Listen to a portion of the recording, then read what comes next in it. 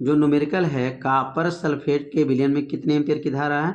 2 ampere की धारा, और कितना मिनट? 20 मिनट तक अपघटित होता है। तो कॉपर का द्रव्यमान क्या होगा? तो इसमें 2 मान दिया गया है, पहले 2 मानों को पहले नोट कर लेते हैं। तो यहाँ पर मान क्या दिया गया है? तो यहाँ पर धारा जो दिया गया है, आई बराबर जो दिया गया है, आई बराबर 2 एम्पियर की धारा दिया गया है। कितने एम्पियर है?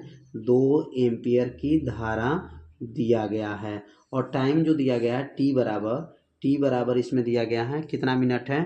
तो 20 मिनट है। और 20 मिनट को जो है ना सेकंड में बदल देंगे। तो 20 मिनट को अगर सेकंड में बदलेंगे तो 20 गुणे 60 से गुणा कर लेंगे तो यह बन जाएगा सेकंड में। तो टी बराबर हो जाएगा 1200 सेकंड हो जाएगा। 1200 सेकंड आ गया। तो यहाँ पर 2 मान प्रश्न में दिया गया था, आई बराबर 2 एम्पियर और टाइम जो दिया गया था 20 मिनट दिया गया था। और इसमें जो मान होता है यफ का मतलब फैराडे नियतांक, और यफ बराबर होता है 96,500। यह फैराडे नियतांक 96,500 कूलम होता है, यफ का मान होता है। और कापर है तो कापर की जो संयोजकता होती है वह 2 होती है। कापर मतलब Cu के ऊपर +2 चार्ज होता है। और यहाँ पर कापर का जो परमाणु भार होता है Cu का, क्योंकि कापर सल्फेट है इसमें Cu का परमाणु भार कितना होता है? तो Cu का परमाणु भार जो होता है वह 63 होता है। कितना होता है? 63 होता है। और कापर की जो संयोजकता होती है, कापर का संयोजकता कितनी होती है? तो कापर की जो संयोजकता होती है वह 2 होती है, क्योंकि कापर के ऊपर +2 चार्ज होता है, इसलिए संयोजकता 2 हो जाएगी। अब यहाँ वैद्युत रासायनिक तुल्यांक पहले निकालेंगे। तो पहले सबसे पहला निकालना पड़ेगा वैद्युत रासायनिक तुल्यांक। वैद्युत रासायनिक तुल्यांक कैसे निकलता है? अब इसको पहले निकालेंगे वैद्युत रासायनिक तुल्यांक। यहाँ पर रासायनिक हो जाएगा, रासायनिक तुल्यांक। वैद्युत रासायनिक तुल्यांक किसे दिखाते हैं? तो जेड से। और जेड बराबर क्या होता है?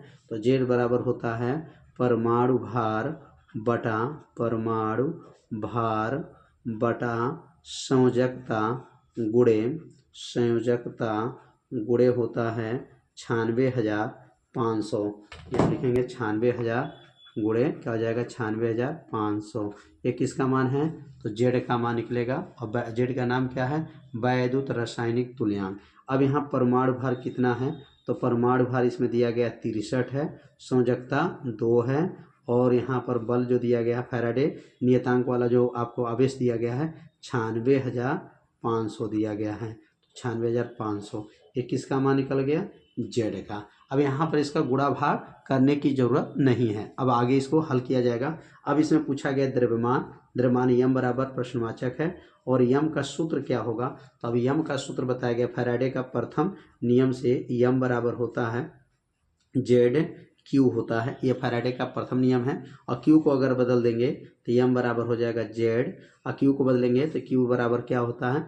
आवेश बराबर होता है धारा गुणे समय होता है। आवेश को बदल देंगे तो आई इंटू टी हो जाएगा, धारा गुणे समय। अब इसी में मान को क्या करेंगे? रख लेंगे। यम बराबर जेड का मान तो ऊपर निकला है, क्या निकला है? 63/2 गुणे 96,500। 96,500 ये तो जेड का मान हो गया, गुणे आई का मान कितना था? तो 2 एम्पियर था। और गुणे और यहाँ समय कितना था? वो समय जो था 120 सेकंड था। अब यहाँ पर 20 मिनट था, तो 20 मिनट को बदले थे तो 1200 सेकंड बना था। अब यहाँ 2 से 2 खत्म हो गया, 2 से 2 खत्म। अब यम बराबर क्या बनेगा? तो 63 गुणे 1200 था, तो 2 जीरो और खत्म हो गया, 2 जीरो खत्म, बचेगा यहाँ पर 12 भागा हो जाएगा, और यहाँ नीचे बनेगा 965 हो जाएगा। अब 63 में 12 का गुणा करेंगे। अब इसका जो गुणा हो जाएगा, 63 का 12 का गुणा होगा तो ये हो जाएगा 756 हो जाएगा, भागा 965 हो गया। अब यम बराबर, अब 965 में 756 में भाग करेंगे तो मान आ जाएगा 0.78 ग्राम हो जाएगा। यही जो है क्या बनेगा? इसका आंसर हो जाएगा यम बराबर 0.78 ग्राम हो गया। तो उम्मीद करते हैं यह प्रश्न आप लोगों को अच्छे से समझ में आ गया होगा। तो कैसे इसको हल किया गया है, एक एक लाइन जो है आपको बताया गया है। जहाँ भी आपको दिक्कत है आप सभी लोग कमेंट एक बार ज़रूर कर सकते हैं।